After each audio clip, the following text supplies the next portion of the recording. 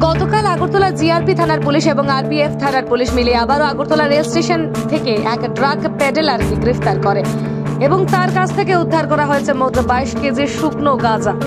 সেগুলি রেলে করে আগরতলা থেকে বিহারে নিয়ে যেতে চেয়েছিল। এই নিয়ে আগরতলা জিআরপিএফ থানায় একটি মামলা নিয়ে তদন্ত শুরু করেছে। আজ ওনাকে মহামান্য আদালতে প্রেরণ করা হবে। Bureau report, north east 24 news. গতকালকে আমরা একজন বিহারের একজন বাসিন্দাকে অ্যারেস্ট করেছি। ওনার কাছ থেকে 22 কেজি গাঁজা পাওয়া যায়। তো উনি বলছেন যে এগুলি 5400 টাকা কেজি করে কিনেছেন উনি। তো যা অবৈধ, এবং আমরা গতকালকে ওনার বিরুদ্ধে একটা এনডিপিএস ধারায় মামলা নিয়েছি। তো আজকে ওনাকে আমাদের মহামান্য আদালতে প্রেরণ করছি পুলিশ রিমান্ড চেয়ে।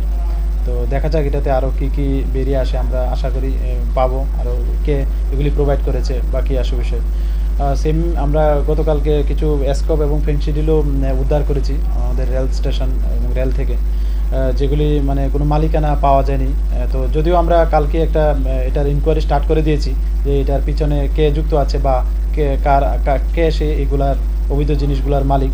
তো এগুলো আমরা দেখছি খতিয়ে, এবং আমরা ওইটার উপর নির্ভর করে পরবর্তী আমরা লিগ্যাল অ্যাকশনে যাব।